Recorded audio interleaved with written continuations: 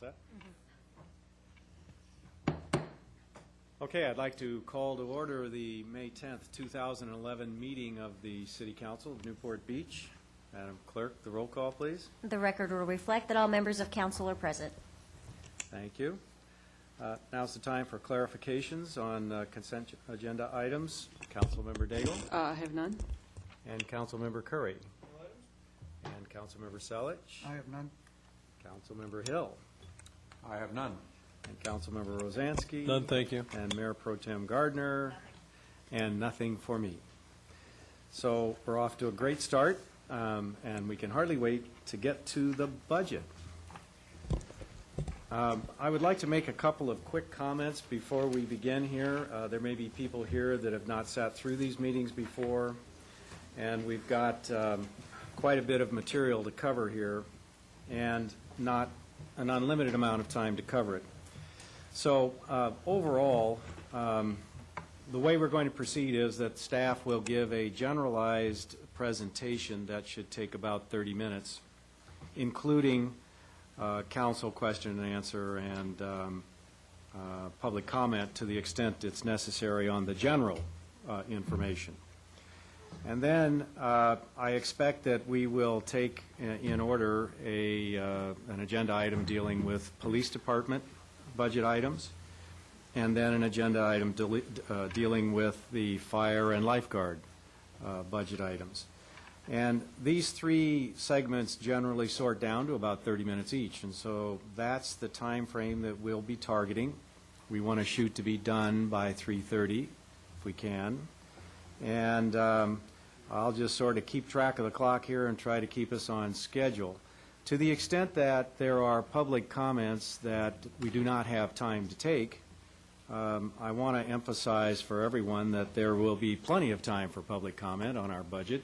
We've got probably 7 more opportunities for comment between study sessions and regular council meetings.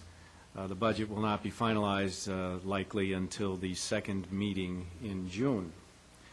And so with that, I'd like to proceed. Dave, take it away. Thank you, Mr. Mayor and council members. This is your first opportunity to formally look at the budget. As the mayor noted, first of many. And for the public's edification, the budget is not typically adopted until June, so we use at least the 2 meetings in May, if not more if need be, to go over key issues and decision points. And today is about an overview of where we are and where we're headed. And so I'll go through what I'm going to cover. First, a summary of prior year actions. And this includes the fiscal year prior to this one and the one that we're in now. Some budget principles with which we approach this budget.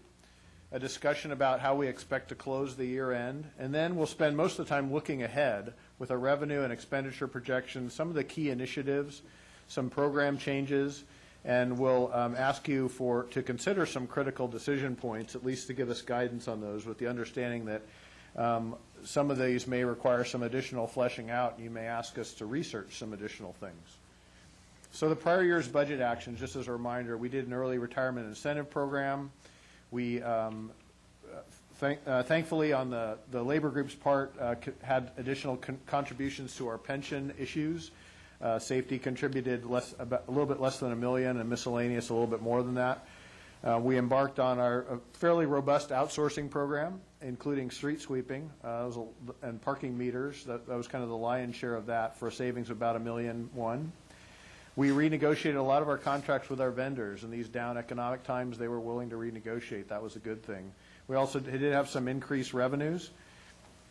Those were parking meter rate increases, and then some of the harbor fees that we increased, moorings and BYB last year. And as a result, the deficit that we had projected in mid-year of 09-10 of $8 million turned into a $3 million surplus again by the time that was over. And that involved, I don't want to make light of this, that involved 52 people leaving the city's payroll. That was significant in the ERIP. And it resulted in an adopted budget that was about $18 million lower than the previous years. These are the budget principles with which we've approached 2010-11. 2011-12, excuse me. One was to build on the prior year's actions. The other was to adhere to the 2010 fiscal sustainability plan that you adopted in January 2010. And also to use the next 18 months to, in a deliberative and thoughtful way, change the way local government does business. Another key point is that we think our long-term success as a city depends on our investment in our infrastructure. I'm afraid other cities won't be doing this, but we're making a commitment to put money into our streets, our parks, and our facilities so we can keep the Newport Beach looking the way Newport Beach does. We're acknowledging that there are things we should not be doing, that pension costs need to be addressed comprehensively and cooperatively, and that public safety is paramount, but we need to be open to better ways of delivering safety services. A few notes on the fiscal sustainability plan. We noted maintaining those cash reserves that are important to the city. Those are for emergencies. They're not for economic recessions. And we have maintained and even built those reserves. Reviewing your revenue performance, we started the quarterly business report. It's due back to you this next meeting in May.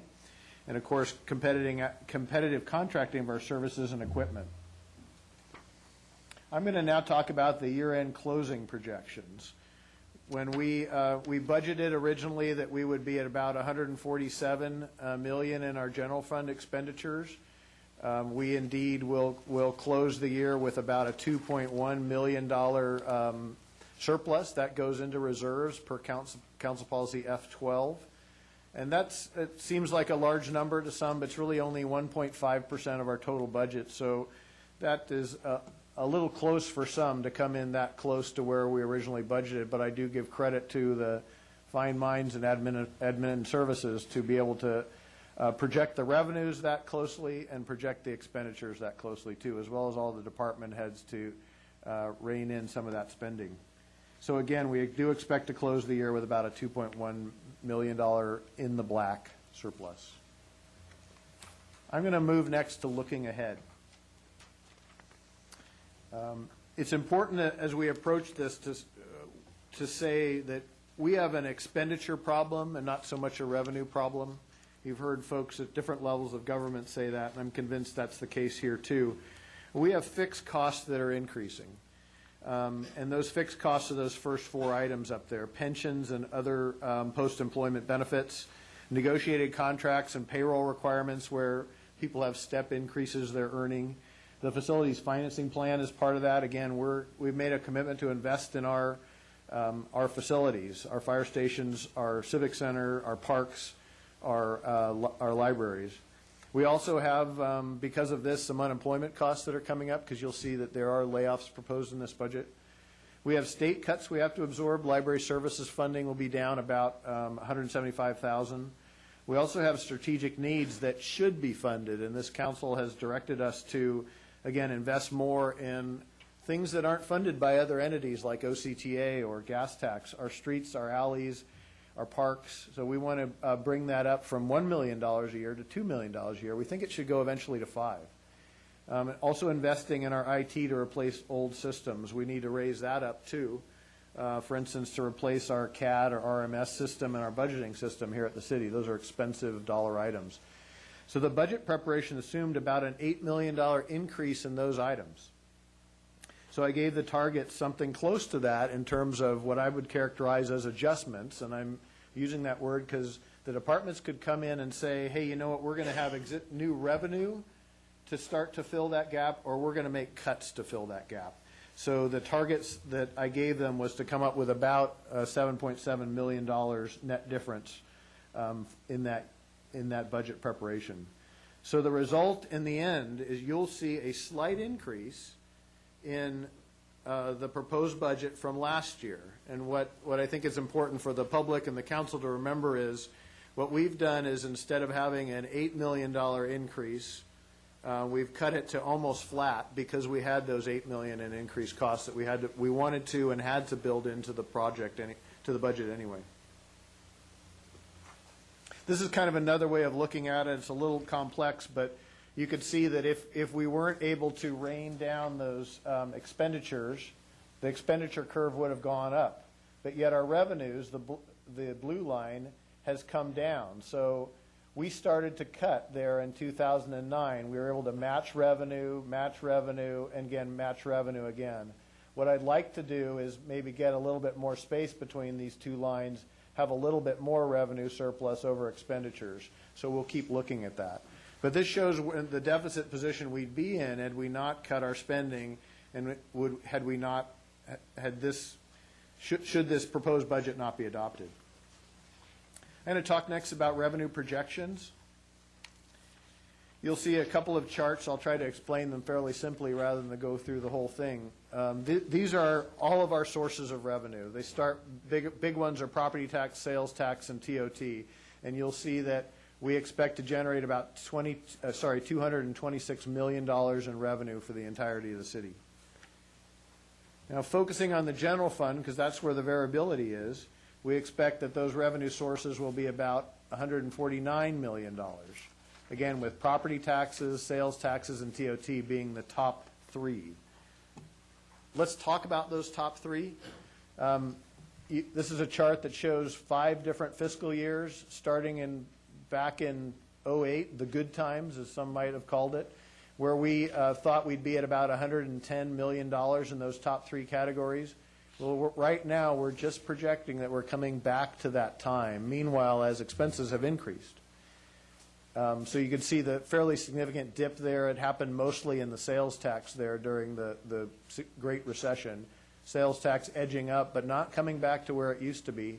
Property tax holding pretty steady there, except for a reduction that was applied, I believe, statewide, encouraged statewide by the to all properties, recognizing the decrease in property value. And then TOT took a bit of a dive and coming back to where it was in 2008. We project, this last column shows the projected increase from 11. I'm going to next talk about expenditure projections. We project an expenditure for all funds of about $255 million. You can see what percent, the pie chart basically shows what percent of what we do goes to what function. Salaries and benefits are a lot of what we do because services are what we do. So a little less than half of the all-fund expenditures go to salaries and benefits. Maintenance and operations, those refer to things like our contract instructors. If we ever had the different services we contract out now, from street sweeping to parking meter collection, these are all in that category. You can see some of the numbers are pretty small, like capital outlay. That's just down at 1%. Debt service is at 5%. We'll talk a little bit more about that in a moment. And then our overall CIP. You'll hear me talk about 2 CIP numbers. CIP stands for Capital Improvement Plan. And a lot of this is water and sewer and gas tax driven. There's a segment of it that we want to grow that is more the local streets, the alleys, the parks. This is a similar snapshot, but just focusing on the general fund. You could see where in the general fund, salaries and benefits are even more, a larger slice of that pie. They're at 69, 70%, where our CIP, just as I was mentioning, the general fund CIP is very small. It's just at 3%. Dave, when you mentioned capital outlay, what is that again? Capital outlay is a budget section in your budget document that refers to minor, relatively small things like computer hardware purchases and things like that. Equipment. Not a big, basically equipment. I'm going to talk briefly about debt service because, and this is what I'm going to characterize as general fund supported debt, because this has changed in light of the issuance of the COPs last fall, but it's still a relatively small part of the city's overall general fund. $139 million is the big slice of the pie. 8.8 is the supported debt that the general fund will fund in this proposed budget. We have more detail on that if you'd like. I'm still kind of looking at a 30,000-foot level. People often ask, well, where's the rest of the money go? Well, we have a number of internal services funds. I won't spend much time on it. That's about $22 million, everything from workers' comp to equipment maintenance and replacement to a new IT fund. What we've done in this budget is to pull out our information technology budget and separate it out so that we could make sure and this responds directly to a recommendation from the Citizens Tech Task Force that the council asked for, and it allows us to start to dedicate those resources to things that will make us more efficient and effective and hopefully a slightly smaller agency, including e-government and performance management. And there's a strategic plan underway, and this fund should help actually fund that. I'm going to move next to pensions and infrastructure. This is a chart that the council has seen before, and it's again, I call this a chart that scares all city managers everywhere.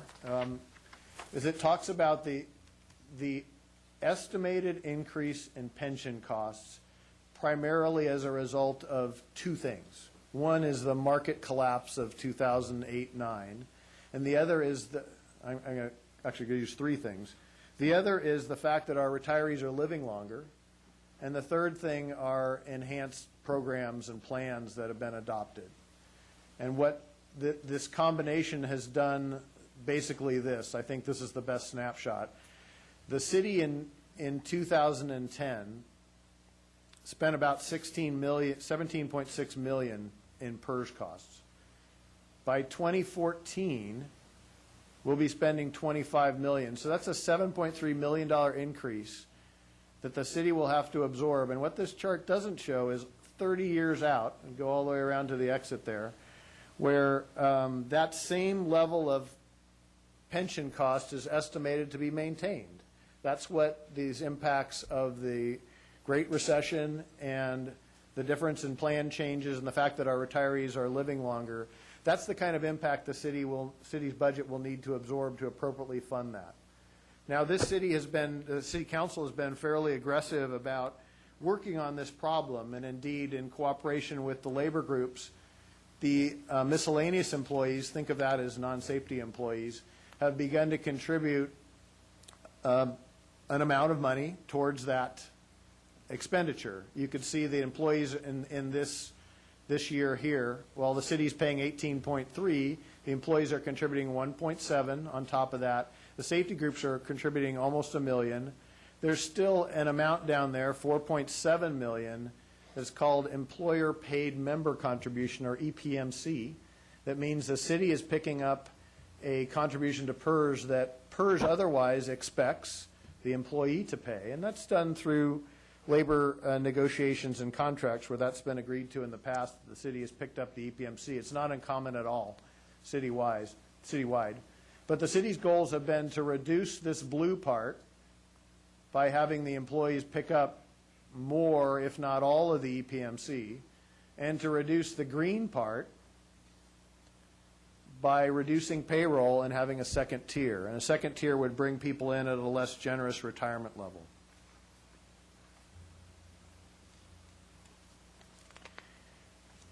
This is a slide that shows the comparison between what percentage of those retirement costs are miscellaneous versus which is safety. This slide here is new to you, and I thought it would be helpful to kind of explain to the public and to the council exactly what that dynamic is between capital improvements and the facilities financing plan and salaries and pensions and contracts. So we're basically right here right now. We're hoping to, this is the bottom line here, this is what we're spending in salaries and benefits outside of PERS. This is what we're paying to PERS. This next group here is what our contract costs. And then right here you get into two different colors. You get into what we're contributing to the facilities financing plan and what we're trying to invest in basic capital improvements like our streets and roads. So my goal is to get us about to here, where we're about $5 million in CIP and meet the requirements of the facilities replacement plan, all the while still paying an awful lot to salaries and an awful lot to PERS. Dave, when looking at this, how do things like the tidelands management, how is that going to factor in? The tidelands management in this phase would generate more revenue to put to CIP, because we consider the Tidelands Fund as a part of the general fund. It's a subset of that, in effect. so that we would be able to increase this to meet the Tidelands expenditure requirements.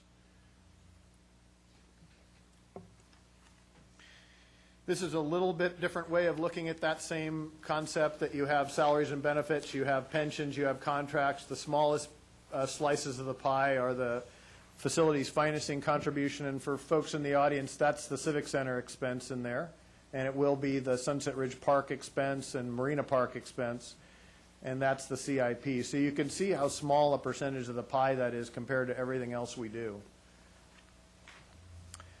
I'm going to next talk about the departmental adjustments for... Dave, I have Yes. one question, because I think it's important that the public knows, though, that in addition to our general fund, we have a very substantial capital improvement programs. We are keeping up our roads. Can you maybe sort of inform us as to what just the amounts of those programs are and what it does? Yes, and actually, we'll spend an additional study session on CIP, and you're correct, Councilmember Daigle, that what I've been looking at least the past couple of minutes is the general fund contribution, which basically no one else will pay for, and that is our local roads and streets, our concrete alleys, our parks, where other streets like Coast Highway and anything that's a major arterial would be funded by Measure M or gas tax money, and our water and sewer funds are funded by the rates that folks pay. So our overall CIP is about $51 million for this year, but our general fund contribution is proposed to be $2 million.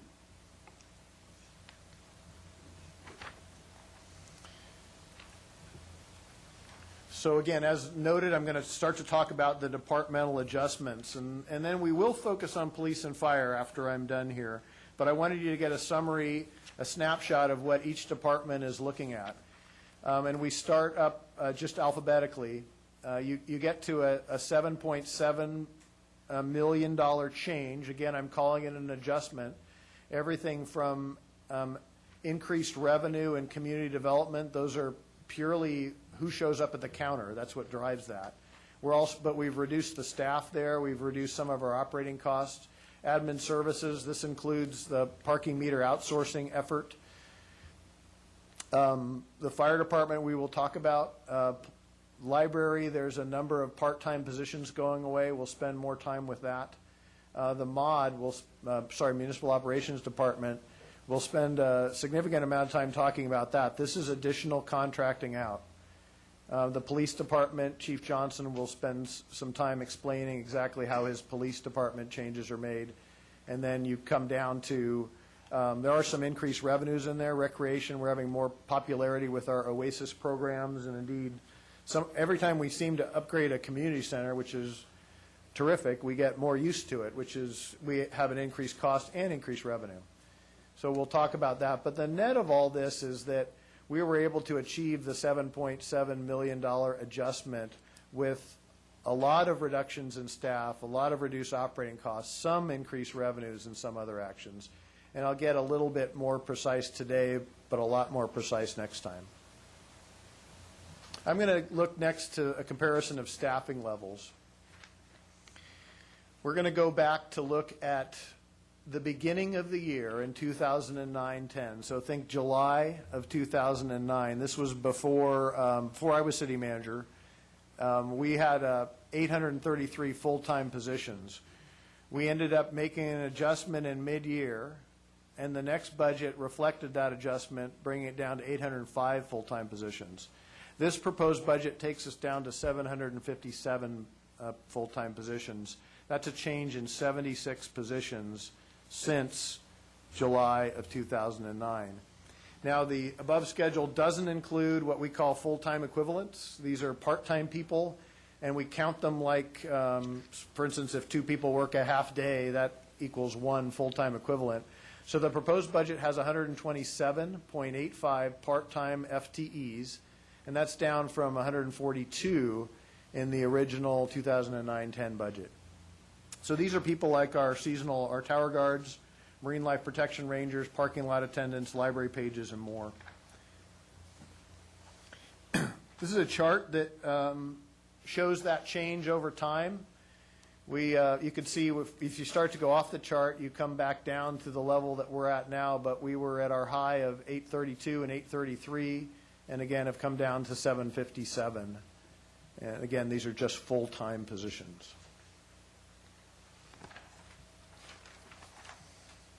So the next question that comes up in this category is, are we done yet? And the answer is no. To appropriately plan for the next fiscal year, including additional increases in PERS costs, we need to continue to downsize. We need to continue to do a number of things. Included are two of your major council goals, and it's not that the 1, 2, and 3 are not important, but excuse me, these are the three that most directly relate to the city's own actions in our budget, and that is pension reform. And I know you take this very seriously, and the city participates in regional efforts in this regard, that we need to really focus in our contract negotiations on a couple of things. One is the EPMC. That needs to go away. The other is a second tier. And there are a variety of other changes in there that are very important for the city's long-term success. We're not in this alone. Everyone's looking at these same numbers that we are, basically. The next goal, city restructuring, again, we're not done yet here either. We need to continually analyze our restructuring opportunities, and we will be looking in a couple of key areas. We're looking at them now. They'd be rolled into the next budget, though, in Mark Harmon's department, municipal operations, across public safety, from police, fire to lifeguards, and across general government. And these range from everything from how we operate our dispatch program to how Tracy's department functions in terms of modernizing our customer service and automating more. And then general services municipal operations will continue to look at all the things they do to see if we have some opportunities to contract out, to collaborate regionally. Other cities that might be looking to do the same thing we are. Our ABLE discussion, which is coming up, is a perfect example of that. And then we're also working internally to make sure that we're managing our positions well, that in the past, one person has worked for one department, like one budget analyst. Now we're breaking that up and saying a budget analyst can be assigned to the fire department for 3 days and to planning for 2 days and the city attorney 1 day. So those are all the kinds of things we're doing to continue to keep the staffing level down. So I'm going to next, unless you have any questions, I'm going to now ask the police chief to come up and comment on the specific reductions in the police department. All right. Council discussion, and then after that, if we do have any public comment just on this general presentation, we'd be glad to take that too. Okay. So anything from council by way of questions? All right. Are there any members of the public that would like to comment on this presentation up till now? Again, of a general nature here. Okay. Ma'am? You should come down to the podium here and, well, we'll just answer your question. It's employer-paid member contributions. That is the cost of retirement benefits or pension benefits that is paid by the city on behalf of the employees. Okay, with that then, I'd like to ask the police chief to come up and present the changes to the police department. So once again, we'll have the presentation, council discussion, and then opportunity for public input following this section. Mayor Hand and City Council members, good afternoon. I'm going to present to you excuse me, a brief overview, kind of a high-level overview of my proposed budget cuts for the police department, which come to about $2 million, which is roughly 5% of the police department budget. Now, I doubt there are very many police chiefs that are going to go before the council and say that they can cut $2 million from their budget while at the same time improving on public safety. But that's exactly what I'm going to present to you today. I believe that this proposal can structurally cut $2 million from the police department budget while at the same time improving upon public safety in our community. I'd like to take you through that. I first want to talk about the steps that we went through. When I say we, me and my management team, the command staff at the police department, to come up with this proposal. It started with sitting down and looking at what are what are our core responsibilities to the community? What's at the very core of what the community expects from their police department? And they're up here. And, of course, number one, first and foremost, if somebody calls 911, if there's an emergency at your house, you call 911, you expect a police officer to be there as fast as they can be there and able to handle your problem. That's at the first and foremost, the very core of our mission. And there's some other things up there as well. Certainly the police department does much more than this, but this is some of the things that we identify as at the very core of what the community expects from us. And with that, we took that core and we based our decisions and restructuring, if you will, on those core responsibilities. And talk a little bit about our budget and realignment philosophy. What we wanted to do is increase, first and foremost, increase the number of officers that we have in patrol. Those officers actually respond to those calls for service, those 911 calls. We want to increase that number. And we do that a number of ways, but the other thing we want to do is reduce the number of officers that we have behind desks, whether that's through civilianizing or using non-sworn personnel to fill those positions or just eliminating those positions. We did both of those. We wanted to improve upon our maintenance and operations efficiencies. That's training, maintenance, computers, et cetera. And we looked real close at reductions in overtime and how we can better manage overtime and reduce our overtime. With that, we started looking at every division. We started at the top, looking at my division, the division of the office of the chief of police, and look where we could find some savings, keeping in mind what those core responsibilities are to the community. And I'll just briefly go through each of the different divisions. With my division, we looked at about $540,000 in savings by eliminating those positions up there. And by the way, at the end, or in the next couple of slides, I'll get to where I'll talk about impacts, specific impacts on the community of these reductions and some of those positions, which I know will be of concern to you. So that's the chief's, that's my office there. Support Services Division. One of the interesting things that we're doing here is I have 3 captains, one in each of the divisions. We're going to convert one of those captain's positions to a civilian administrative position, a non-sworn position, which is actually very common in police departments to do so. But there's some salary savings there, and you get an expert in that position that really knows the specifics of the support services. At the same time, what it does for me in the police department, over a third of my personnel are non-sworn. Right now, the highest level of non-sworn can promote to is that of supervisor. This gives us some opportunities for our non-sworn who want to aspire to essentially a captain position in the police department. So that's one of the advantages we have of that particular move there. And then we have our detective division looking at about $420,000 in savings there, eliminating some detective divisions and converting one of our positions to a civilian community services officer position. In our traffic division, we're looking at a total of about $842,000 in savings there, eliminating some officer positions. The parking control officer positions has already been eliminated. Let me back up. These positions right here, you'll see the arrows that says officers to patrol. Any position that we're eliminating, if there is currently a person, a warm body in that position, there are no layoffs involved in this plan. They're all being moved to patrol. And you'll see how this plays in the bigger plan later. But every single position that has a body in it, it's being eliminated. That position's being eliminated. The body moves to a vacancy that currently exists in patrol. And we've held some vacancies purposely, knowing that these budget reductions were coming up, so that we would not have any layoffs. And we simply are going to be moving bodies to patrol. So that's what that means when you see officers to patrol, sergeant to patrol. There are people in those positions that will be moving to patrol positions. If you don't see any movement, that means that those positions are already vacant or they're being civilianized. So back to traffic. The elimination of 3 parking control positions, that was already done. They were positions that we held vacant, knowing that we were going to transition over to the metered parking contract that we recently undertook.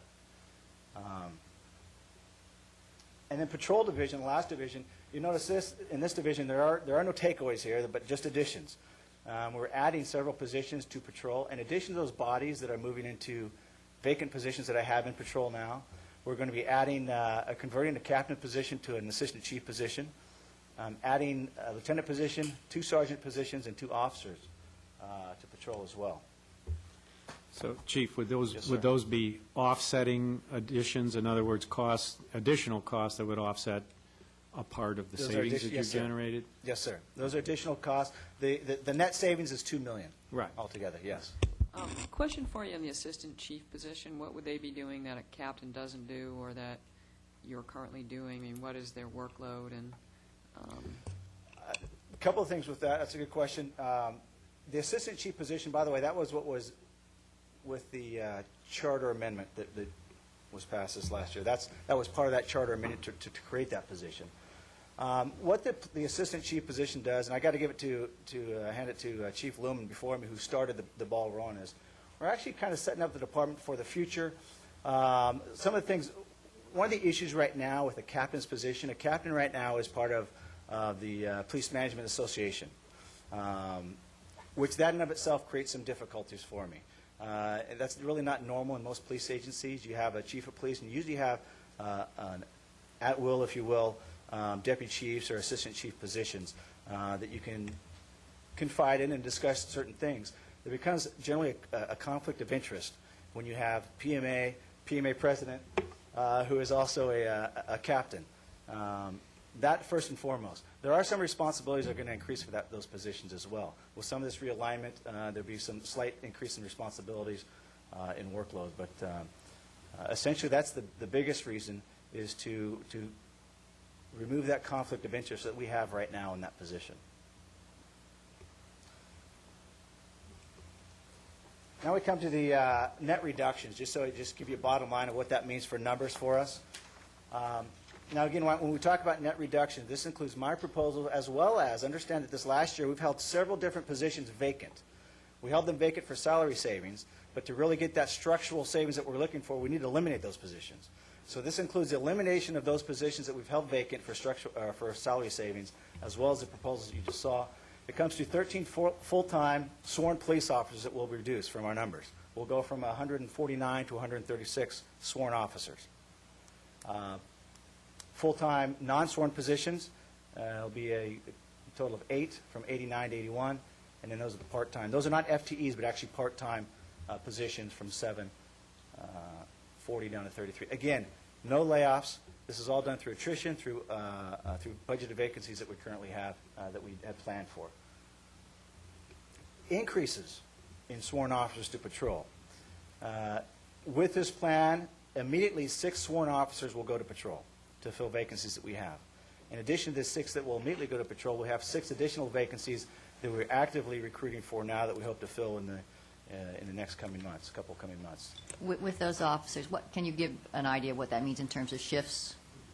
How many more people? I mean, you don't have just all of a sudden have 6 more people on the street. You have 1 more, 2 more. Right. That's a good question. Yeah, it's spread out. Well, tied into this, and it's actually part of my next slide, tied into this is a new patrol schedule. So I'll talk about that right now.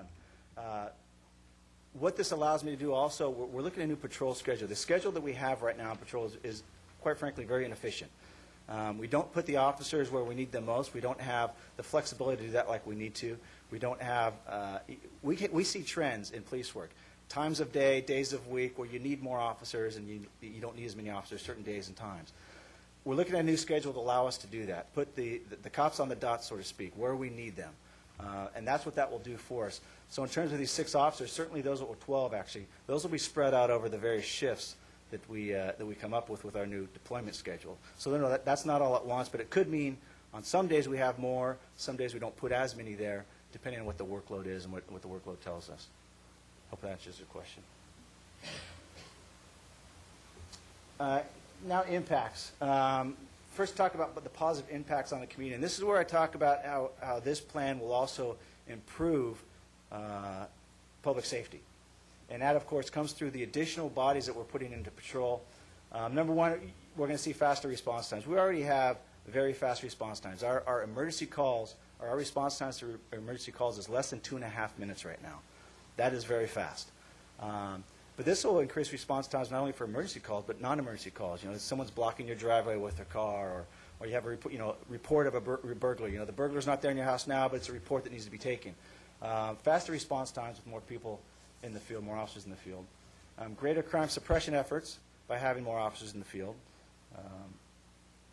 Higher visibility, and that does 2 things for us. One, you have just the sense of security from having more police officers in the field, and particularly with our tourists that come here, and you see the black and whites, you see the police officers in the field. That kind of provides a sense of security. At the same time, it's a deterrent to crime. Criminals see that we have a high visibility, a high presence of police officers. It deters crime, and hopefully they go somewhere else. Officer safety is another thing. It's actually been a concern of mine. I've been here 10 months now, and that's one of the first things that I noticed when I came here and evaluated our work schedules and the number of officers we have in the street. I was concerned about officer safety. And what I mean by officer safety is the amount of time it takes for a backup officer to be there to help somebody. If an officer's in a fight, if he gets in a shooting, whatever happens, we need to have officers there to help him or her out. By increasing the number of officers in patrol, will essentially increase officer safety as well. And that's a big issue for me. I talked about patrol scheduling already. Along with that patrol scheduling and these increased bodies, we have a reduction in overtime. And that's how we hit on our overtime. The reduction of overtime, it comes about by not having to call back people to fill vacancies in patrol like we have to do now. We have enough bodies in patrol. We'll be able to put the shifts out that we need without calling back people on overtime. And some of the other impacts that this has on the community. Keep in mind, this is a 5% reduction, $2 million. There's going to be some impacts in service. If I can eliminate $2 million without any impact at all on service, and that means I had a very inefficient budget before. So there's going to be some impacts. I want to talk about those impacts that particularly will affect the community that you should be aware of. Number one is the reduction in community relations. A lot of those positions that got moved out of my office were press information officer, media relations type stuff. We put together crime or the videos that we do. We do monthly video on crime suppression, crime prevention. The booths that we set up at the different functions. Some of those things might go away because of the staffing levels. We just won't have to do that. DARE is another big one. It's a hot topic. Some of you I know have received letters and emails from some of the principals about the possibility of the DARE program going away. What you may or may not know, we are one of 3 cities in the entire county that have DARE. Even the Costa Mesa side of Newport Mesa School District does not have DARE. Irvine has DARE, we have DARE, and Laguna Beach commits about 25% of an officer to DARE. One of the things with the DARE program is to be involved in the DARE program, you have to dedicate an officer to that program. In other words, I can't use a non-sworn to teach the DARE program. It's a DARE program requirement that it has to be a sworn officer. That program is costing us about $175,000. I like the DARE program. Don't get me wrong. But when I'm looking at the DARE program versus boots on the streets, obviously from my perspective, I'm going to look at boots on the streets.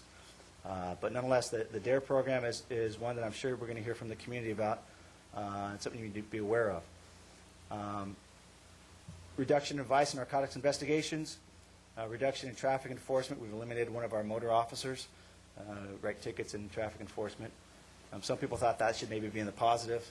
We have less tickets being written out there. But no longer take non-injury traffic accident reports. What I've done, I've eliminated, we had 2 accident investigation officers. Their job was to handle traffic accidents. One of their jobs was to handle traffic accidents. We took about 1,200 traffic accidents last year. Of those, about 800 or 2/3 were non-injury traffic accidents. Essentially, they're insurance reports. There's really no criminal follow-up that we do with them. There's no criminal action that we take on them. They're essentially, we take a report for your insurance company. And those reports take, from beginning to end, from getting called out to the end, it could take 2 to 3 hours depending on the complication, 2 to 3 hours per report. So 2 to 3 hours time, 800 reports a year, that's what, 16 to 2,400 hours police officer time that we can eliminate if we just stop taking non-injury traffic reports, which a lot of other agencies have already done, particularly in L.A. County, they don't do that, and some in Orange County. The downside of that, of course, is that's kind of something that we've provided our community and that they're used to, and something that we'd have to do without. We're also looking at some other issues by not tracking those. That could create issues for us. We might have to find another way to track those accidents. We talk about grant funding, and grant funding relies on the number of accidents that you had. You have DUI grants, officer traffic safety grants. We need those numbers. So we're looking at some alternatives for that as well. But nonetheless, if we eliminate the 2 accident investigation officers, part of that proposal was to eliminate the non-injury traffic accident reports. And then also we have an overall reduction in sworn personnel. We're going from 149 to 137. That could be a factor for a major event. Obviously, there's the planned major events, 4th of July, where we have, we call in other agencies to help us out. But the non-planned major events, the big one hits. We have less officers to call to help us in those situations. So that's another negative aspect of reducing the overall numbers. And the last thing I want to talk about is ABLE, Airborne Law Enforcement. As you know, we've been partners with Costa Mesa in this for quite some time, roughly 15 years. If you don't know, Newport Beach has had their own helicopter service for about 40 years now. So for the last 40 years, we have had a helicopter service here, our own helicopter service here in Newport Beach.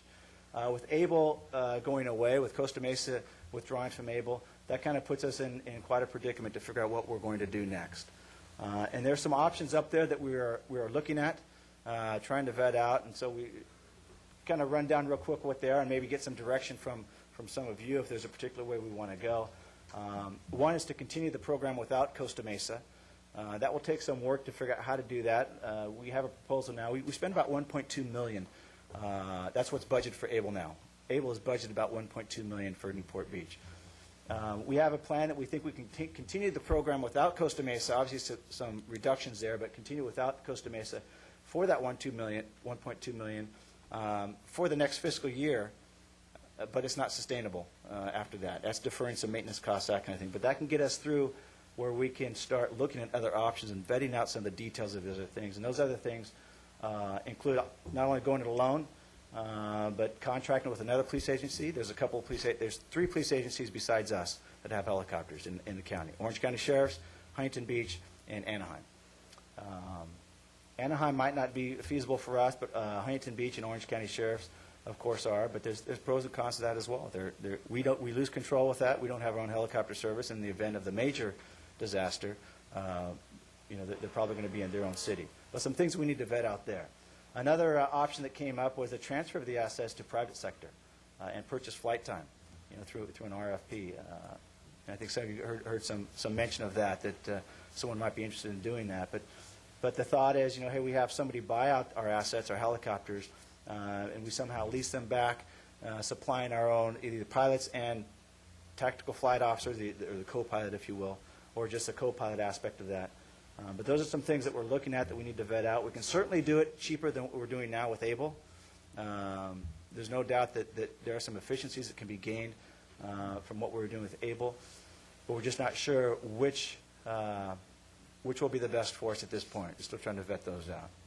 Can you tell a little bit about why you feel it is of value? Because I have a concern that it's just something we've done for a long time, Right. and hey, Right. it's good because we've had it a long time. Yeah. And I have to tell you that I get as many complaints about the helicopters as I get Yeah. praise for them because of the noise and everything. Actually, the noise is another issue that we have to think about when we look at contracting with somebody else, too, because some of those helicopters aren't as quiet as ours. We have some pretty quiet ones for the industry. That's a very good question. Mr. Kipp, I believe, sent some of you our latest statistics that ABLE keeps, that our pilots keep on some of the things that we've done. Actually, each month, the ABLE pilots, I'm pointing to Sergeant Fischbacher back there, who's one of our pilots, they put together a sheet of all the calls that they've gone to, what they've done, not only in our city, but throughout the county, because they're used throughout the county. So that you have that, if you didn't know that, you have that, I think, in your inbox somewhere. That will give you some details of what to do. But nonetheless, Newport Beach, and I'll differ us from Costa Mesa. Newport Beach is unique compared to any coastal community where you're actually on the beach is different. What makes Newport Beach even much more different, we have the beach fronts, we have the marinas or the harbor area, we have a lot of open areas, wooded areas, brush areas that we really can't patrol with a patrol car. We have homes that are very difficult to get to with a patrol car, but we can easily patrol those with a helicopter. We have some issues. Take, for example, this tsunami thing that happened in Japan and the impact they had, at least on Northern California. Had that impact, even a minor impact, been here, that would have been huge for us. Wouldn't have affected Costa Mesa much. Would have been huge for us. And a helicopter is a force multiplier. And by the way, I'd encourage all of you, if you would like, you have the opportunity to come up and go on a patrol shift. And you'll see what exactly it does. I know Councilmember Daigle did, and can appreciate the fact. Some of the stats for you, so you know specifically the kind of things that we've done. For this is This is July 1st through January 31st of last year. 17 vehicle pursuits, 23-foot pursuits, 25 grand theft autos, 37 fires, which, by the way, we also train with the fire department lifeguards as well. 35 call-outs, 164 initiated arrests. That's where the helicopters saw criminal activity and initiated the arrest with the ground troops. Total of 234 arrests from the helicopter, and 1,192 initiated responses. So that just kind of gives you the numbers, and I can give you a copy of this if you're interested. That's right. Then the second question is, you said we also go out into the county. Do we charge them for that? Yes. Okay. Yeah, well, it depends on how much time we spend there, but yes, and that's another thing as part of this proposal. If we can find a way to keep the helicopter service ourselves, bring our costs down, which brings our hourly costs down that we would charge other cities, I think we'd have a lot more service in other cities that would help offset our costs and bring in some revenue to us. Yeah, Chief, on the continuing the program without Costa Mesa, do we have to, is there a buyout provision that we have to come up with some money there on top of the $1.2 million? Yes, the way it works now, we have, with the ABLE program, there's 3 helicopters in ABLE, as well as about $4 million roughly in reserves that ABLE has right now. The assets, when ABLE's done, the assets are supposed to be sold. Once they're sold, that is split, as well as the reserve funds are split between the 2 cities. The option we have is we can use those funds that we have in reserves, in the ABLE reserves, our share of that, to buy out Costa Mesa's half of the helicopters.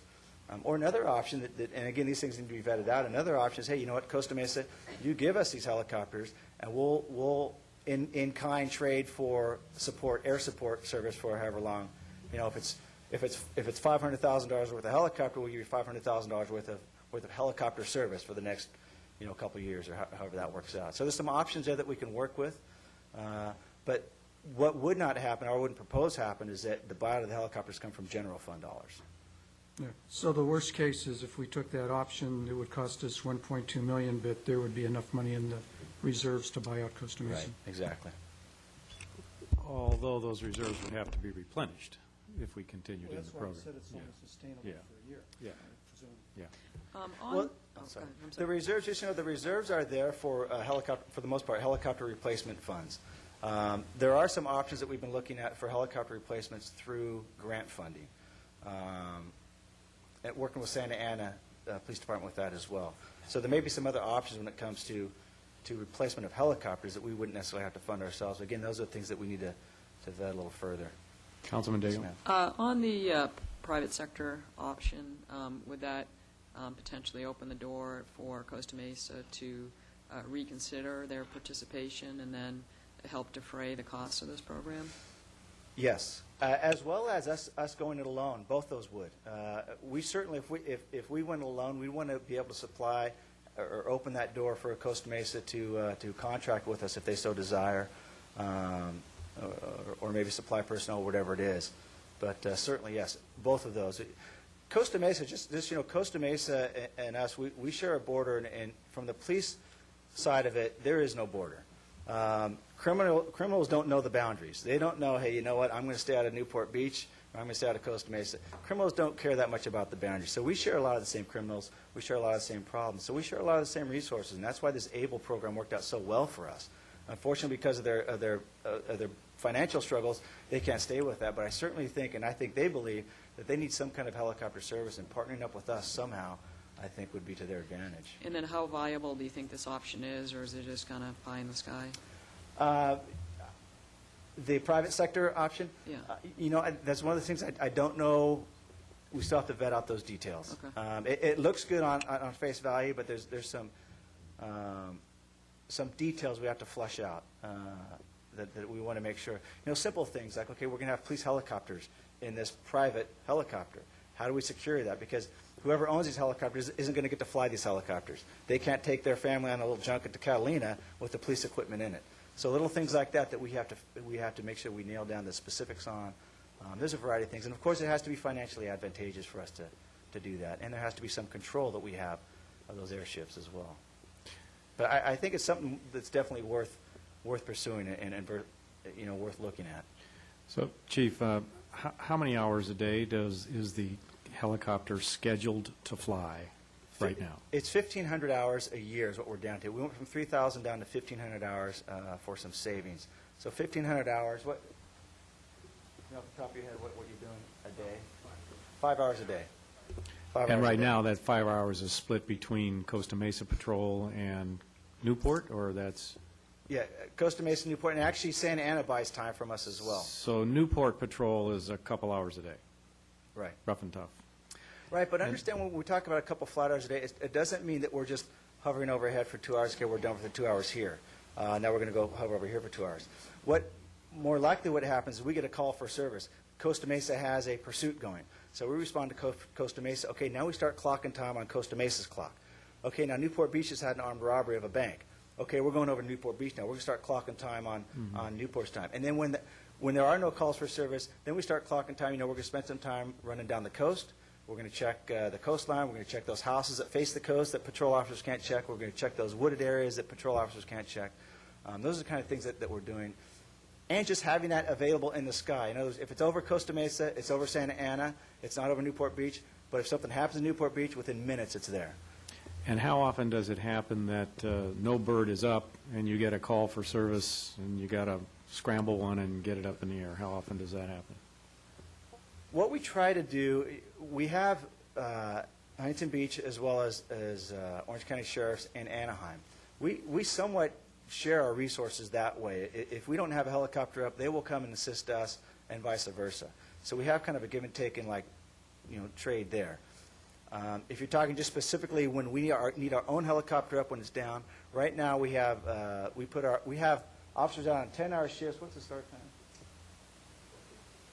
From 4 p.m. to 2 a.m. We have a helicopter available every day, 4 p.m. to 2 p.m. 2 a.m. Yeah. 2 a.m. I'm sorry, yeah. So roughly half of that time the bird's in the air and the other half it's not. Right. But it's available to go up. Okay. Other questions? Mr. Mayor, I know as this has come back to you, and it came back to you because there is a phase-out period with ABLE, whatever we do. On July 1st, the program will go away, in effect, because Costa Mesa is pulling out. But we need to have a disposition of the helicopters. We need to, as Jay mentioned, take care of all the assets and then transfer the reserves. So during that period, we're asking for your opinion about whether or not what other models should we pursue.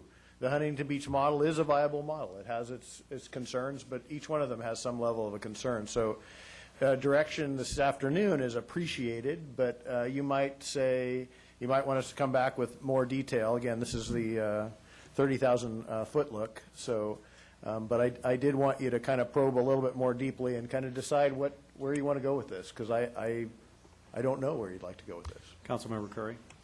Well, a couple of things. First of all, Chief, I want to commend you and Dave, because anybody who, I think what we're seeing here tonight is the payoff from our focus on performance measurement and benchmarking and doing things differently. Anybody who sat through the presentations that we used to have that were basically dog and pony show recitations of the status quo know that this is a pretty radically different budget presentation. And I think you're to be commended for that, and I think you're to be commended for the initiative that these proposals show in improving police service on the street while reducing costs. And that's what we need from all of our department heads. And I'm reading forward, I think we're going to see more of that today. And I really think that's very, very refreshing and very, very necessary. As it relates to a couple of the services, I understand the concern about DARE, and particularly as it relates to Anderson School. I'd like to have more conversation during the course of the budget about whether that can be done either with non-sworn personnel using a different type of program, or what it would cost to do Anderson alone, or if there's options for keeping that, because there is a strong constituency there for DARE. As it relates to the helicopter, I think I agree with the Chief. I don't believe the helicopter is viable absent Costa Mesa in our current configuration. If there is a viable private sector option, let's look at it. If there's a viable option partnering with Huntington Beach or the county, let's look at that, and let's provide some options and numbers to the council so that we can appropriately evaluate that with some information so that we can make an informed decision. I do think you've done a good job of sort of laying out these options, and those need to be explored so that we can make a good determination. And, I, like with Councilmember Gardner here, a lot of, as many complaints about noise as I do about service. But I also understand the importance of the helicopter for places like the Newport coast, where you've got canyons or the beach area where it's hard for a patrol officer to get to or to get too fast. And so we want to see what we can do, given the resources that we have, in a cost-effective way, and I appreciate your focus and emphasis on that as you review these options. Thank you. Okay, I'm sorry, Councilmember Hill? I would echo the comments of Councilman Curry, and I am very pleased with the depth of thought that you're putting into your budget restructuring. And I think the community should also hopefully recognize that effort as well. Is there, when we talk about the possibility of privatizing the able function, is there a split?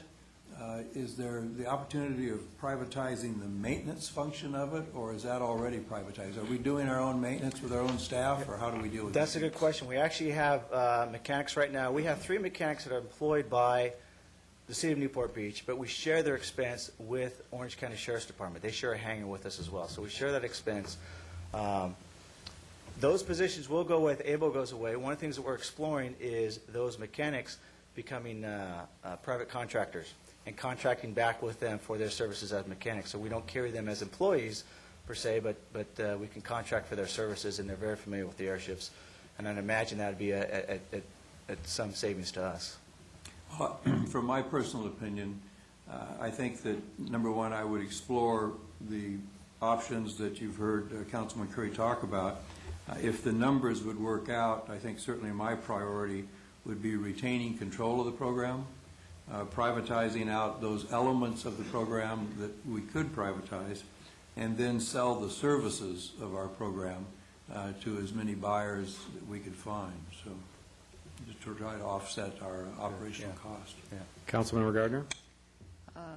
Well, I would just say I disagree with Councilman Curry as far as saving DARE for one school. Either the program is viable in some form or another, and it would be provided to all our schools. I hate to say, well, Anderson, you're worthy, and Lincoln, you aren't, or something like that. So I think that's something to look at. But I do agree, let's look at it and see if there are other ways of delivering a program, even if it's not the DARE program per se. I did have a question, though, back when you were showing the slide of the, let's say, you're eliminating 2 officer positions and officers to patrol. Now, are those 2 officer positions, for example, currently empty, or are these people being demoted in some way? I don't quite understand Which how one? that works. I Well, wasn't sure which any of them, but say the chief of police division, you said you're going to eliminate 2 officer positions and those officers to patrol. Yes. So are those open positions? Well, one of those officers is the DARE officer. Okay. That works out of my office. So if DARE is eliminated, that officer, Officer Rachel Johnson, will be transferred to an opening that we have in patrol, a budgeted vacancy that we currently have in patrol. Now, is that like same salary level, or? Yes, Okay. yes. All right. Yes. That was my question. Yeah, Thank you. no, everything stays the same as far as salary for the All right. officers. Thank you. Okay, I'd like to make one comment, and then I think we need to see if there's any public comment on the police, and then we need to wrap it up and move on to fire. I guess with regard to the DARE program, I think the DARE program is the only real opportunity we have to reach kids when they still are forming their judgments about how they want to live their lives. And I really don't care if there's any empirical evidence about that many fewer kids go to, become drug abusers or not. To me, and having been a parent and now a grandparent, it's the only opportunity we have. And I really think some sort of a program to reach kids at that formative stage is important, and it's one of the things that makes Newport Beach a special place. Having said that, it doesn't have to be a sworn officer. It doesn't have to be somebody packing heat in the classroom, but it should be a uniformed person, because one of the other benefits we get here is a positive interaction between kids and the police, and I think that's a good thing. So I'd be very much in favor of seeing if there is a program that does not have to be technically titled DARE, but delivers much of the same benefit without using a sworn officer. I can tell you that I think the City of Cypress has gone through the same issue, and they went away from the sworn officer. They're putting together their own program to use a non-sworn position. And Mr. Kiff has asked me to look at the same things. There's something that we can do with non-sworn in that capacity, and we're certainly looking into that. Okay, and then lastly, with regard to the ABLE program, I do have a different view. I do not want to be in the helicopter business. I don't. I've had responsibility for managing a private jet. I understand what's involved with this. Helicopters are not jets, but they're not all that different in terms of the management, the program management responsibility, and more importantly, the reserves that get tied up forever to support the program.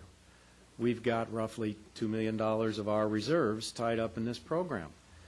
Over the course of time, we're always going to have a couple $1 million tied up in reserves, and the management time and attention that it takes to properly manage a program to make it efficient, to keep it efficient, and so forth.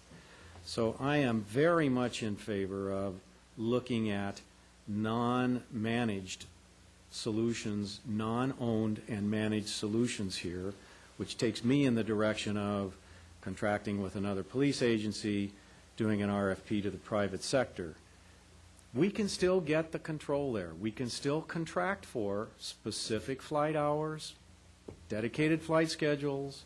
We can contract for backup emergency help from other agencies. We can solve all the problems that we need to solve and not be in the helicopter business. And I see 7-figure savings, either through no further need for reserves and operating efficiency associated with that. Seems to me $700 an hour is a pretty darn good price to get the availability of those services if we can contract for it in the right way and have contractual protection over an extended period of time, a multi-year contract. So that's my point of view. Absent any other, Councilmember Davis? Yeah, having been up in the helicopter, I was really quite swayed that it does provide a benefit to our community, and particularly when you see some of these areas and how long it takes to get, for example, from Santa Ana Heights to Newport Coast, and you've got a lot of cul-de-sacs and dead ends in Newport Coast that you can certainly see by air but take more time to travel. So I appreciate your efforts to look at other solutions, and I'd be quite interested in the private sector solution, and if that pans out, particularly if it gives us the opportunity to pull in another agency. So I think you're seeing pretty solid support here for the idea of having a helicopter tool in our arsenal. Right. Okay. Do we have any public, members of the public that would like to comment on the police department presentation? Dare, able, feet on the street? Okay. I guess we did a really good job with that one. Then let's move forward with the fire department presentation. Thank you, Mr. Mayor. Fire Chief Mike Morgan will do the next presentation and give him the clicker. Yeah. Got to advance a little bit there on the. Where'd you leave me, Jake? So you wanted me to go through all your police department slides one more time, didn't you? Good afternoon, Mr. Mayor, members of the City Council. It's great to be here. Mr. Kiff, on your behalf and on behalf of the citizens you represent, has challenged me to take a look at the fire department with a fresh set of eyes with regard to structure, organization, and how efficiently we utilize our funding and our personnel. And that really is what our proposed budget is all about. To do that, we had to have certain parameters that we wanted to maintain and work within with regard to developing our budget. Of course, we want to maintain excellent and professional service. We want to promote safe operations for our firefighters, lifeguard personnel.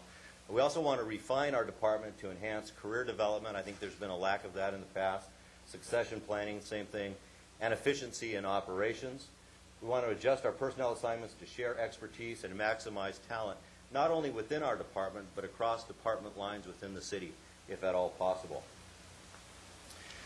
With those parameters in mind, we took several actions in forming our proposed budget. And some of these will make more sense once I get an org chart up there, so if you'll bear with me for just a few minutes. First thing we want to do is reduce our fire chief direct reports from 11 to 5. Yes, there were 11 direct reports to the fire chief currently, and we want to pare that down to 5. We're looking at doing that by reclassifying several positions. We're coming up with 2 assistant fire chief positions, much in the same manner as Chief Johnson has suggested, and for some of the same reasons.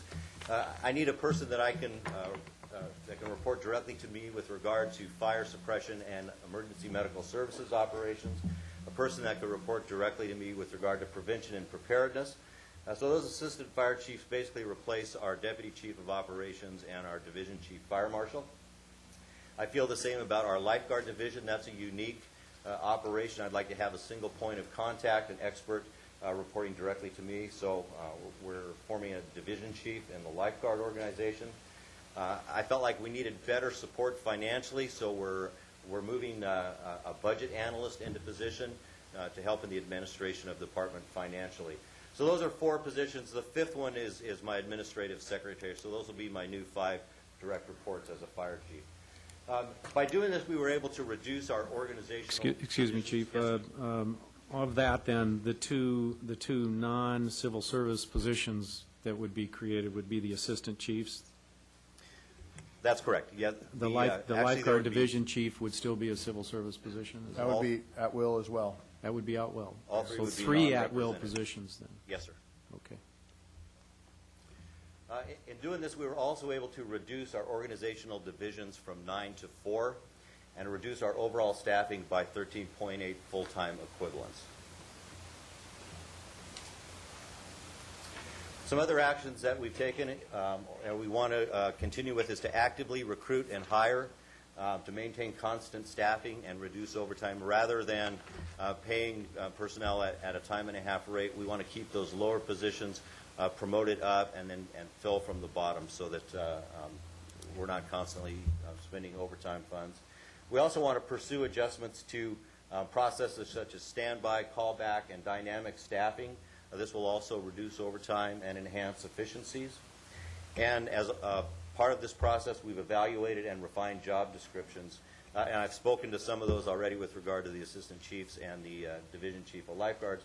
But some other examples would be we had a division chief that ran our training department or division. We've reclassified that as a battalion chief. So now I have 3 battalion chiefs in operations and 1 in an admin training capacity. I can rotate those people in and out of that admin position to give them a career development opportunity to learn kind of both sides of the business. Our specialty assignment personnel, those would be such as our disaster preparedness coordinator, community education specialist. We're refining their job descriptions as well as our fire prevention personnel. And with regard to how we're going to refocus personnel assignments to consolidate and maximize expertise, take the first bullet there with regard to junior lifeguards and community preparedness.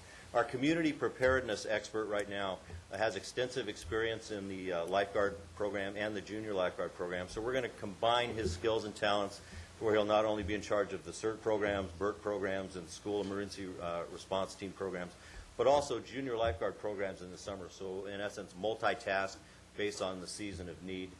Our fire prevention people are multi-talented with regard to community education, PIO, and certified in the inspection and examination process. So we want to develop their career path where it includes all of those levels of expertise. We have an outstanding disaster preparedness coordinator. She's the one that's in charge of our city OC and all those disaster preparedness activities. But she's also very good at finding alternative funding mechanisms. So we're going to double task her time, half with the city manager's office, half with mine, so that she can acquire grants not only for the fire department but throughout the city as well. We had 4 department assistants. We're going to reduce that to 3, and then we're going to ask them to provide support across division lines within the department. So a single department assistant may be serving in operations as well as training. And then our field support services, we had a division specifically designed to look at things such as fire station maintenance and equipment purchasing. We're going to push those duties and tasks back into our operations, our battalion chiefs, and our captain personnel. And we're going to work with our mod to develop a method to make requests online so that we can get things fixed quickly. And where that doesn't work, we're going to look for opportunities to outsource to outside vendors. Chief, are you going to talk any more about junior lifeguards, or is this a time to bring up a question on that? I will talk some more about that coming right up. Okay, so to make all those words into something visible, this is our current organization in the fire department. You notice there's a large, a lengthy line in our middle management, and along with those personnel comes a multitude of divisions, very, very difficult to manage and address. So what I've done is I've consolidated that management group into an admin assistant, budget analyst, and then we have three major divisions. We have our assistant fire chief, which is ops and emergency medical services, our lifeguard division chief, and our assistant fire chief of prevention and preparedness. And this person will also serve as the fire marshal. Now, there's been a lot of discussion, obviously, with regard to lifeguard operations and how the city manager and I have been looking to adjust those operations. The considerations that we looked at within the lifeguard division, number one, it certainly addresses a unique and specific public safety application.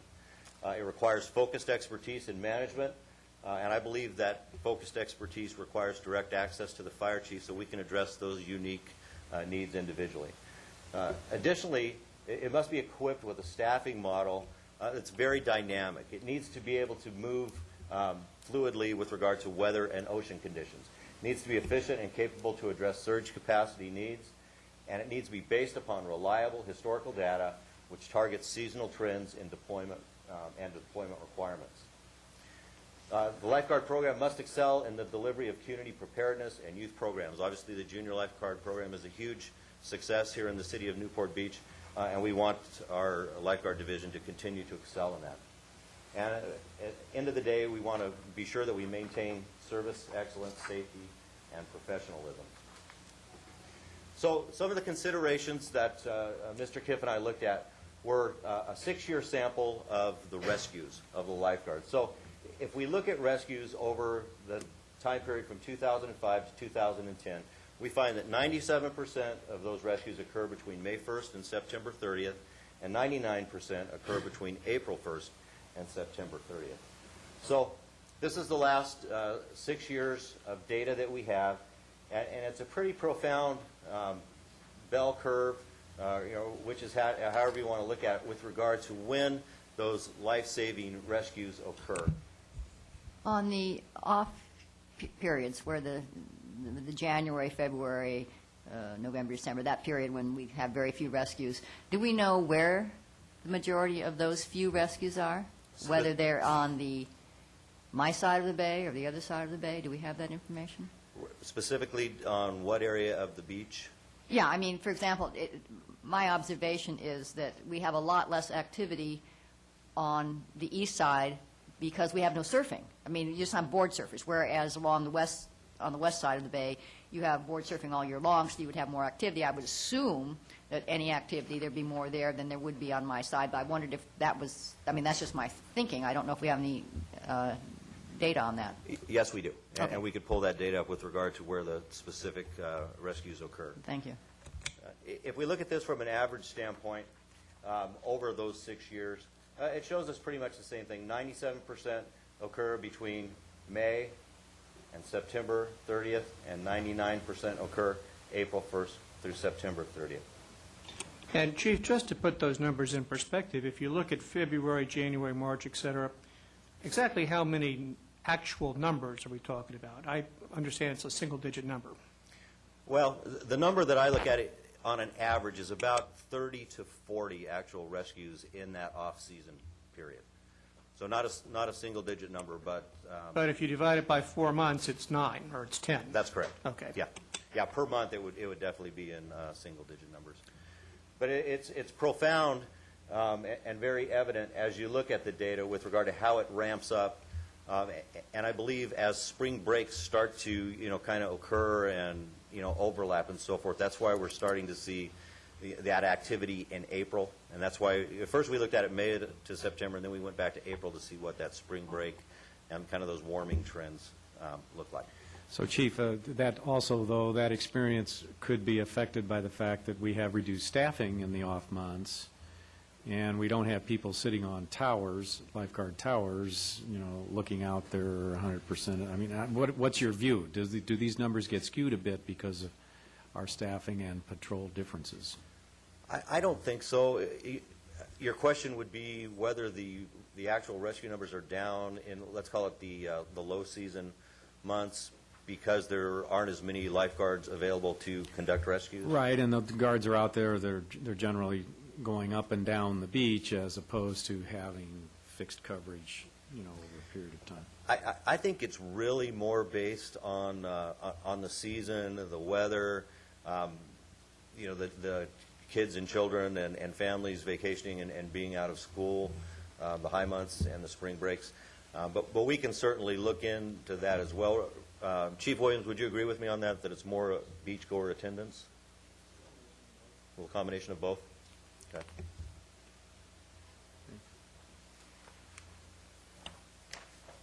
Okay, so with regard to our adjustment actions for the organization, we've already talked about the need to establish a lifeguard division chief. We're going to reduce our full-time sworn permanent staff from 16 to 8. Actually, we have 13 that are filled right now. We're deployed with 3 vacancies, and I'll show you a chart of that in just a minute. We want to add 4 permanent part-time captain staff from May to September. And I'll discuss the option of going April to September versus May to September when we get to the org chart. We want to assign our community preparation coordinator to the lifeguard division. That is our person that currently handles the CERT programs and the other community education programs, who has expertise in lifeguarding, is certified lifeguard 3, and has worked in the junior lifeguard program, I think 10 years prior to him moving into his current position. We also want to address a need to address or to look at surge capacity. So we've added back 500 hours of a part-time captain to address these surge capacity needs. And what I mean by that is there may be a day or weekend where it gets unseasonably warm and the beaches get busy. We need to be able to dynamically staff to address those needs, open up some towers, put some more people in patrol vehicles, et cetera. One thing that I've noticed is that we had a lot of safety, had some safety personnel doing maintenance activities. I don't think that's a good use of personnel, so we want to address our budget needs by adding funds into the budget where we can hire non-safety maintenance personnel rather than utilizing our safety personnel to do maintenance activities. We're going to rename our battalion chiefs to section chiefs based on the sections where they are deployed, and eliminate the officer classification in lieu of captains and part-time captains based on the seasonal deployment.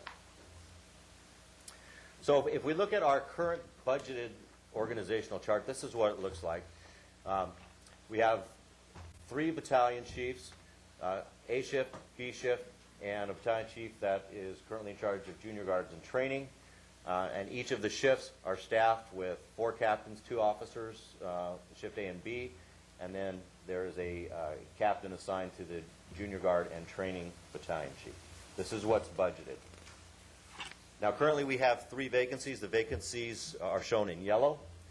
The battalion chief, a captain, and a captain. So currently our staff is a battalion chief, 3 captains, 2 officers on both shifts. We're looking at our junior guards and training aspect with 1 captain.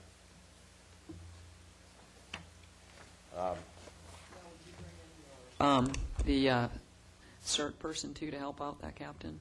Yes. Okay. Yeah. Actually, that person would become the administrator of the program, and I'll show you that org chart in just a second.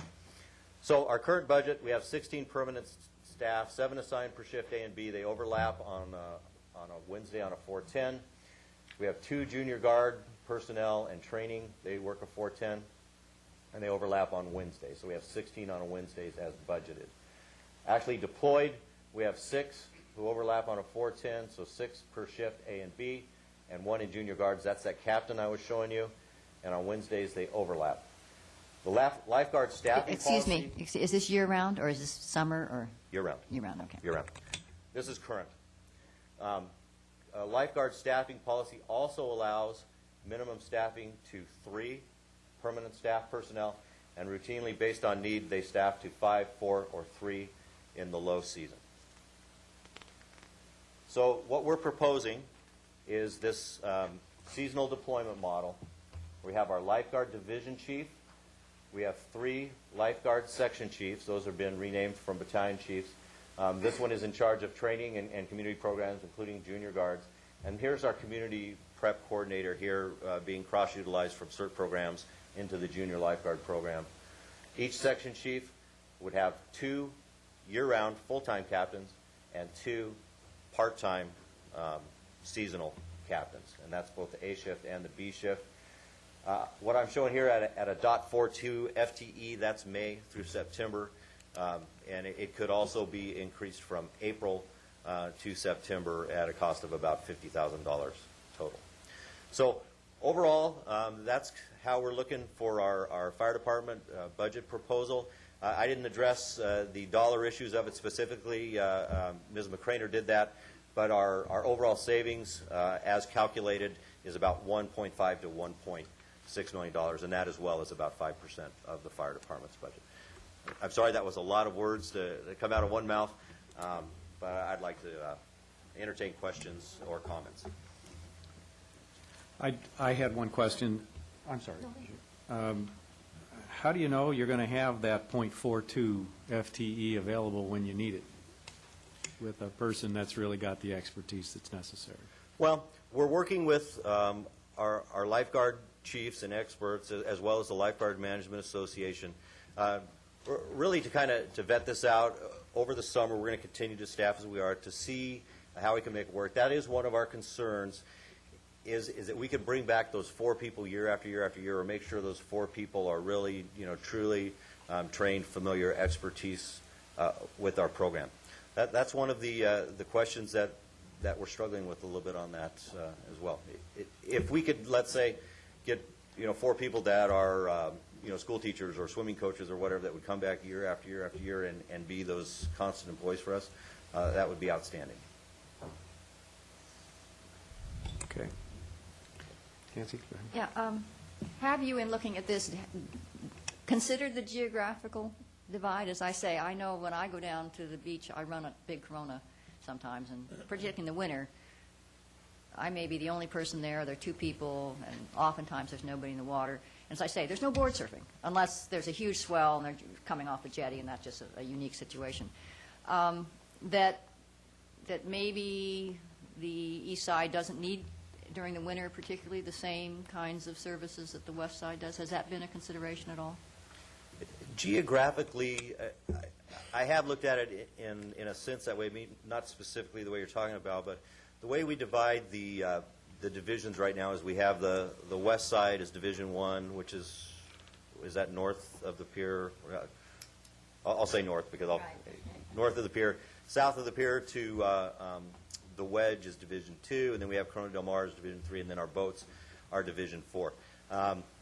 One of the things that I consider, look at, is can we go to maybe 2 divisions in the wintertime? And that's kind of what's reflected by our seasonal staffing, in that we have 4 or 5 permanent guards. 4 obviously can address 4 divisions, with the 5th person being the manager, and then 3 we would have to whittle it down to 2 divisions during the off season. And then the boats continue with the same use during this new setup, that we would have the same number of how many boats do we have, 1 or 2? Currently we have 3 boats. 3 boats, okay. 2 of them are relatively new. The 3rd one is rapidly approaching end of life. My plan is to maintain a 2-boat deployment, utilizing the 3rd boat on Thursdays, Fridays, Saturdays, and Sundays during the high season. Discontinue the replacement cost for it, continue the maintenance costs, and as that boat wears out, we don't replace it. It's about a $400,000 to $500,000 ticket to replace one of those boats, and local knowledge in the Southern California area would indicate that 2 boats would be sufficient for our city. In fact, I don't think Laguna Beach has any boats, do they? I don't think they do. How many does Huntington Beach have? 2 boats in Huntington Beach. 2 boats, okay. Just a quick comment here. In talking about the reduction in the staffing from, I guess, 16, which is budgeted now, to the 13, which is actually filled, to the 8 that we're talking about, you really have 2 more positions here if you take into account these FTEs and that half-time that the CERT guy is going to fill. So it's really 13 to 10, not really. It's a little misleading. Although they're not full-time positions, we are having So we have, these would be my full-time positions. 1, 2, 3, 4, 5, 6, 7, 8, 9. Right, but his point is, if you add up all the .42s there, you get about another 2. Oh, yes, and that was figured into the reduction of the 13.8. So in essence, we've eliminated 2.32. Right. Out of We're not these eliminating 5 positions, we're really only eliminating, Exactly. 3. Exactly. if you're talking about full-time and full-time equivalents. Yeah, so, let's see, where were we? Okay, so we're going to reduce full-time sworn from 16, which is budgeted, actually 13 deployed, to 8, and then add back 4 part-time permanents. Right, which So equals we're about adding 2. back 0.42 times 4, that's like 1.68. Right, plus the assign the community preparation coordinator to the lifeguard division, that's That's hours one. there as well. Yes. Right? So, I mean, that's another probably .42. Yes, So we probably have another 2 hours worth of, or 2 full-time equivalents yes, on top of the 8 that you're full-time people. yep, So it's really like 10, yes, so 13 to 10. yes. Okay, thank you. Councilman Curry? Yeah, Chief, thank you for that presentation. Now, how would you respond to the folks who have written us and said, if we change our lifeguard staffing, that our beaches are not going to be safe? Because in looking at the numbers that you provided, it looks like we have a fair amount of variability in terms of who staffs, how many people are staffing during the winter months. Looking at last November, for example, in the 12 o'clock hour, on a Wednesday we had 14, then on Thursday we had 7, on Friday we had 4, on Saturday we had 4, on Sunday we had 5, on Monday we had 9, and then on Tuesday we had 8, and then on Wednesday we had 11. So I guess the lesson is if we're going to get caught in a riptide, get caught on a Wednesday. But it looks like right now we have a fair amount of variability in terms of the staffing. And I guess the question is, what can you say to assure the public that if this change is put in place, that the beaches are going to be safe in the winter? Well, first of all, I'll throw a disclaimer out there. I think that the ocean and the surf in the ocean is inherently a dangerous place to be for those that have no reason to be there. But from an efficiency standpoint, and what I've been I'm challenged to do by Mr. Kiff on your behalf, is look at the data and historically how we staff, and really just kind of give us how can we get the most bang for our buck with the lifeguard program. I can't guarantee that on some Wednesday night somebody's not going to stumble into the water and drown. I don't think that anybody can. But I think as a professional manager and looking at things logically and reasonably in a time where we're really looking at the economic conditions, my position or my goal for you is to really zoom in or target on when we most need the staff. With regard to your question on, you say on a Friday it may be staffed to 4, and Sunday it may be staffed to 3, and Monday it may be up to 7. I always look at this as a professional public safety manager. If you need them, I believe that on a permanent basis they should be permanent. For instance, if you have a fire station over here at Station 2 and that station needs to be there, you shouldn't staff it with 1 person on Monday and 2 persons on Tuesday. It's always needs to have its staff there and available. I feel the same way about lifeguards. And really we're trying to present you with a reasonable, logical alternative to lifeguard staffing that kind of moves and flows with the dynamic needs of the community and the visitors to the city. Councilman Rosansky? Yeah, I guess that's sort of something I wanted to drill down on, and maybe you sort of covered it. But, I mean, the people that are working there, the full-time lifeguards, I mean, okay, Wednesday we've got 14 people working or whatever the number is. I mean, they're all not providing lifeguard saving, saving people on the beach. I mean, they're doing other things. They're doing, whether it's preparing for junior guards next summer, or I gather they're doing maintenance things that they really probably shouldn't be doing it, with this kind of salaries that we pay for that kind of thing, where we can contract it out. I mean, painting a lifeguard tower doesn't seem to be an essential function. I was interested in the list that Captain Johnson provided. What are the core services that we provide, and then what are the other things we do? And I'd kind of like to see a similar type list. I mean, painting lifeguard towers is not a core function of the lifeguard department. And I don't know, and I don't want to make, I'm sure that's not how they spend the majority of their time, but there's probably other things that they do that are not essential to the life-saving function. Yeah. And so, I'd be interested to know, like, how many people do we really need to patrol the beaches to actually save lives, to prevent people from drowning or situations like that, and then separate that out from the actual more administrative type functions that they're performing on a day-to-day basis, because those are the things that we really need. We have to staff to that level for sure. I mean, I would never want to cut it below that. But certainly if there's other ways to do the things that are not essential, either through contracting out or cross-fertilization like you're doing with the junior guards or things like that, that's where we need to head. I agree with you, Ed, and I've met with the lifeguard captains and working with our chief officers as well as our Lifeguard Management Association, and we've pretty well landed on the number that 5 is that number. A little bit more than you need at certain times, a little bit less than you need at certain times, but 5 permanent guards, accentuated accentuated by seasonal deployment as necessary or surge capacity as necessary.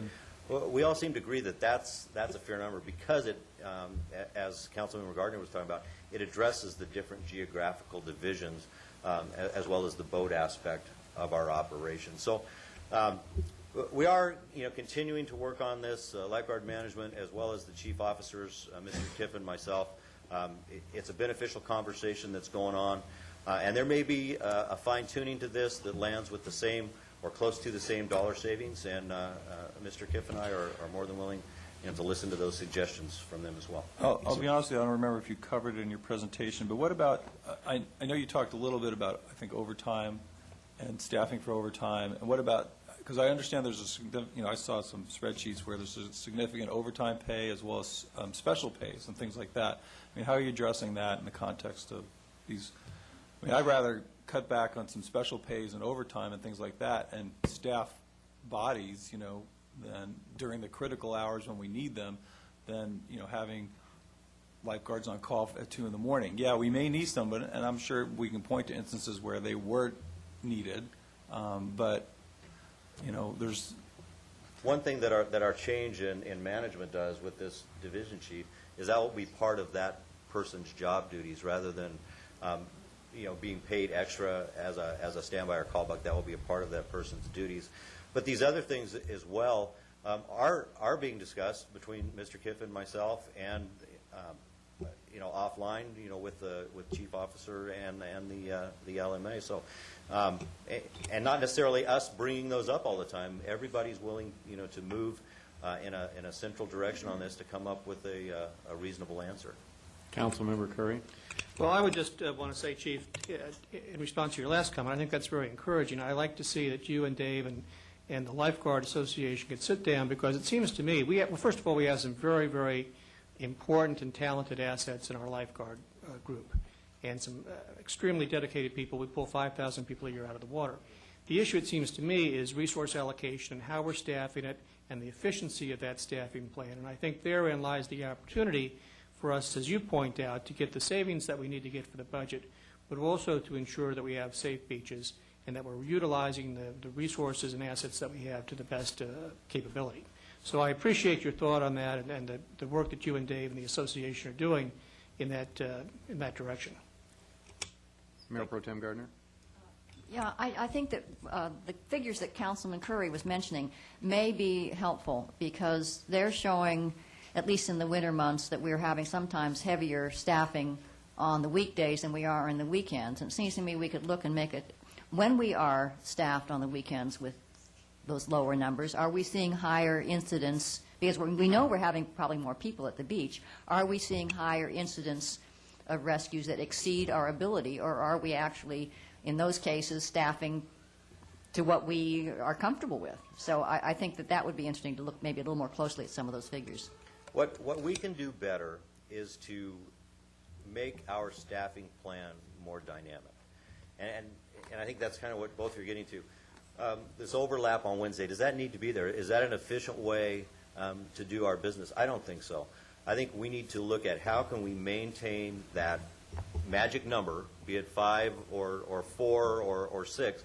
How do we maintain that day to day to day to day with the ability to surge based on capacity or, you know, a large beach-going week or weekend? And that's what we're looking at.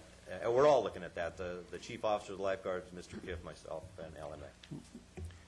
Councilmember Daigle? We hired a professional manager, and, you know, we really tasked him, and we've seen many examples of this in the budget to reduce costs and improve operations. So, you know, what the city manager comes up with, I'm going to be supporting.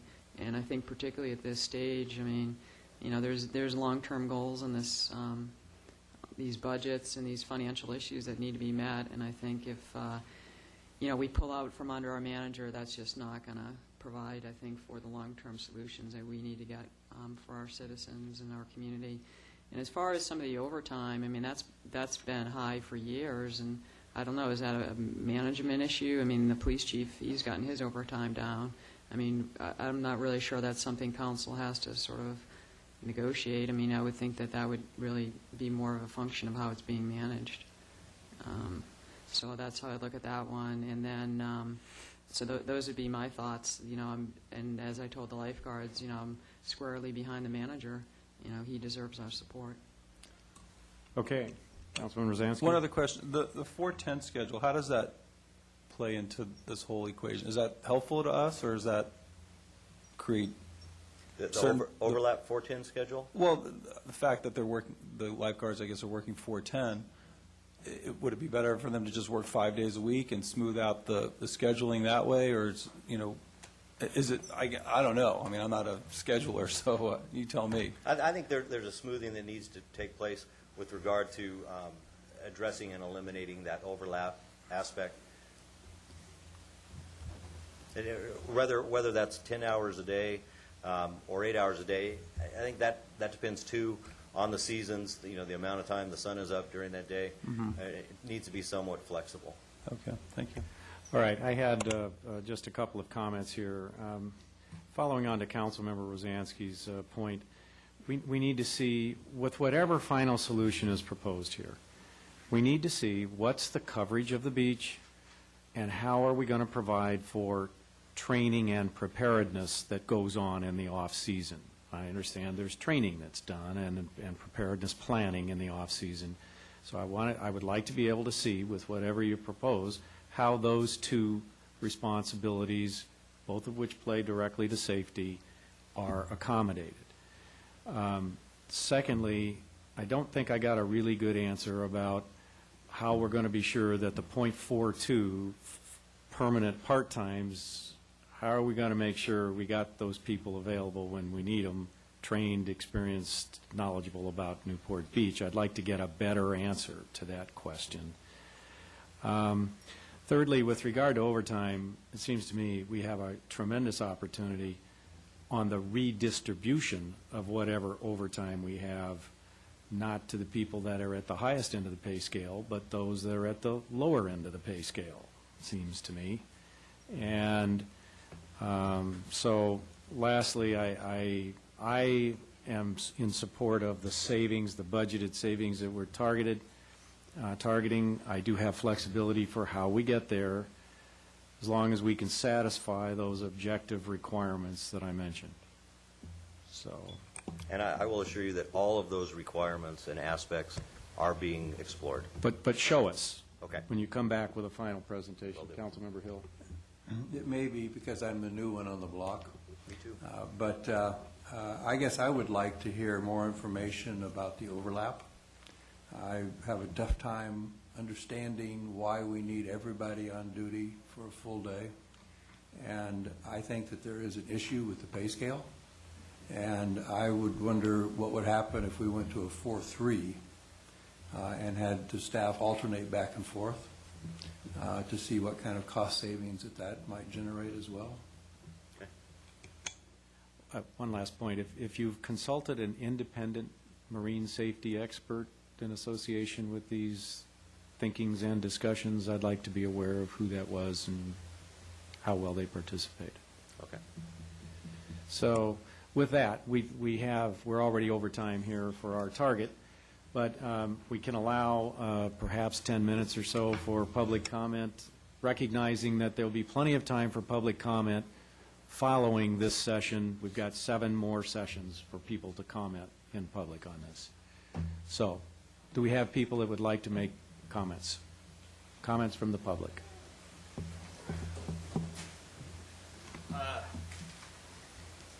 For those of you who don't know me, my name is Brent Jacobson. I'm been a lifeguard now for 25 years.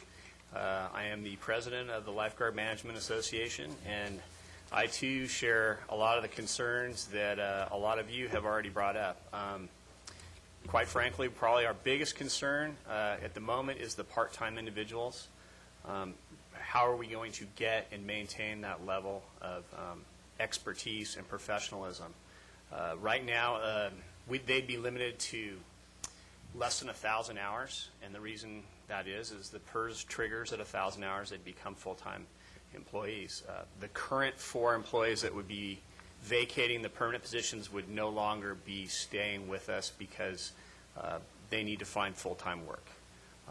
We've struggled through this before. It's a historic lifeguard problem, but the ability to maintain that level has always been difficult. It would not allow them to participate in training our new lifeguards, retraining our recurrent lifeguards, participating in the city's fire EMT program. We wouldn't be able to keep them as instructors in the city fire department CPR training center. So there's a lot of those questions that if we did go that route, we'd have to find answers to how we fix that. Not saying it's not impossible, it's impossible, but it would definitely severely hinder our ability. Traditionally, school teachers were a great asset until they started going back to school in August 15th.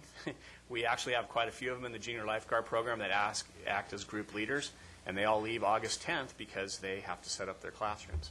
So they've traditionally been great, but unfortunately they're not as reliable as they once were. There are many, many levels of the professional training that take place during the winter, and quite frankly, I would like the council to not only look at how the day-to-day staffing is affected, but it's the permanent staff numbers that oversee those 200 seasonal employees in the summer and train them to that professional lifeguard level of an advanced agency. That's where we're going to be hurting. We're not going to have those high-quality junior lifeguard instructors because behind every junior lifeguard instructor is a little permanent staff member who trained them. We're not going to have those great tower guards.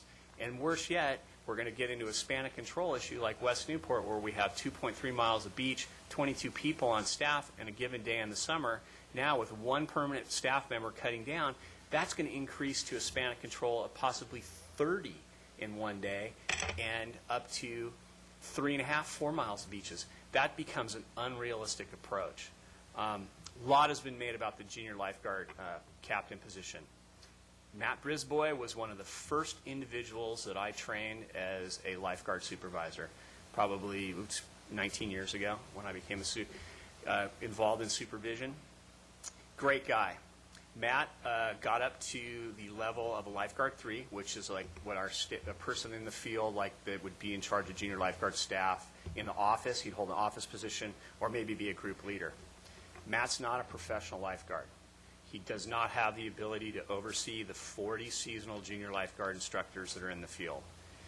Now, I've worked on tons of projects with Matt. CERT, I have a lot of respect for him. He can clearly bring some unbelievable benefits to our program with setting up the facilities, overseeing some of the administrative,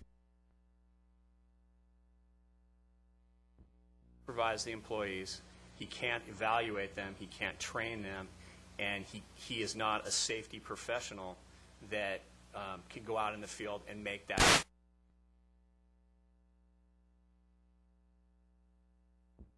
Even if it's bringing in another captain for 2 months, because the span of control for one safety person over 40 is just crazy.